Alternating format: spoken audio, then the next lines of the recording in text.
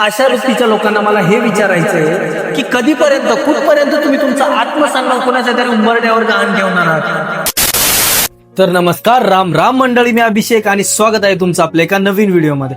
तर मंडळींनो, जो आपला मराठा आरक्षणाचा जो संघर्ष चालू आहे ना, तर आपल्यातल्याच अशा काही वृत्तीचे लोक आहेत ना, या आरक्षणाला, या आपल्या संघर्षाला सपोर्ट तर करत नाहीये, पण विरोध नक्की करतायत. हे विरोध का करतात माहितीये का तुम्हाला? यांनी जर सपोर्ट केला ना, तर यांचे जे राजकारणी पप्पा आहेत ना, हे नाराज होतील. मग त्यांनी विरोध केला, त्याच्यामुळे यांना विरोध करायचा आहे.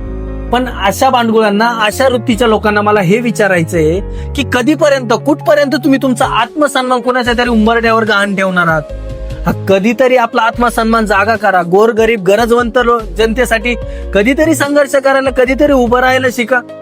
आणि तुम्हाला हेही नसेल जमत, कोणासाठी लढायचं नसेल, कोणासाठी संघर्ष करायचा नसेल, तर कमीत कमी जर तुम्हाला सपोर्ट करता येत नसेल तर विरोध देखील करू नका. आणि दुसरी महत्वाची गोष्ट म्हणजे, आपण जो हा संघर्ष लढा उभा केलाय ना, की या संघर्ष लढ्याला संपूर्ण महाराष्ट्रामधून सगळ्या जाती धर्माचे लोक आपापल्या परीने जी होईल ती आपल्याला मदत करतायत. आणि हेच या भामट्या सरकारला, या ढोंगी सरकारला आणि या सदावर्ते सारख्या विचाराच्या लोकांना हे बघवत नाहीयेत. मग सरकार काय करतंय?